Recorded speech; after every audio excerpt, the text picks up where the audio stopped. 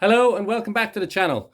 You're going to see today some apple pressing. On the last video you would have seen the grinding process of cider making, where I pass the apples through a Spidell's palm fruit grinder, it's called. It's available from most good homebrew stores. It's a little expensive, but the labor saving, it's well worth the investment, I think, if you're going to be producing any sizable amount of juice.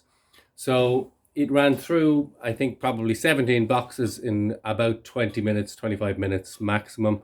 The cleanup operation takes longer than actually running the apples through the mill. I've used various other contraptions. I've had friends make some for me, apple scratters, homemade jobs, and I've even seen commercially available hand-cranked apple scratters, and they're no better. They'll get the job done, but only really of use if you're doing them in small quantities. If you get up to like a reasonable volume, you're really going to want to step up and invest in something like the palm fruit grinder.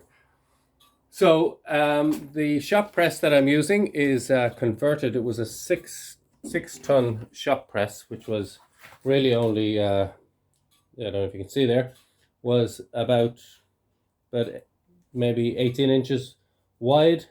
So I tried it the first year. I couldn't really get much fruit into it, so I had it chopped and extended, and it seems to work quite well. It has bowed a little bit, you can see here, over the couple of years that I've used it. It comes under quite a bit of pressure, as you'll see later on.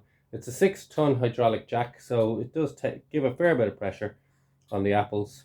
So you'll see here I have the fruit that I ground up in the previous video. I've left it for 48 hours, so it's already really begun to oxidize, and it's all turning quite brown. So that should give increase the tannin flavors in the juice and make a much better finished product, a finished cider.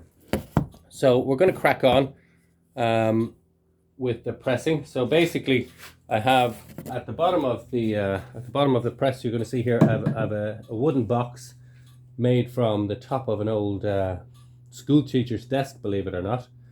And in that we'll place one of these lattice boards. The lattice boards and the cloths that you will see momentarily are from Vigo, along with the a metal frame, which I will show you momentarily as well.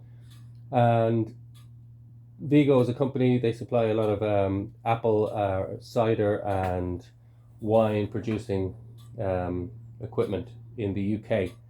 So I've had them for a few years. They serve me well. There's still no damage to them. They're working very well. So I'm going to take a little break here while I get the whole thing set up, which will take only a couple of seconds. But unfortunately, I'm using just my very cheap camera. It's a Samsung phone, and I have it on a selfie stick, which I got from Wish, believe it or not. So anyway, hopefully as I progress I'll have better and better equipment as we go along, but for now and for the near future it's going to be me and my Samsung and my selfie stick. The phone has popped off it a few times already, so I'm hoping it doesn't wind up in the apple juice at some stage today. Bear with me, I'm going to hit pause, and I'll see you in a mo.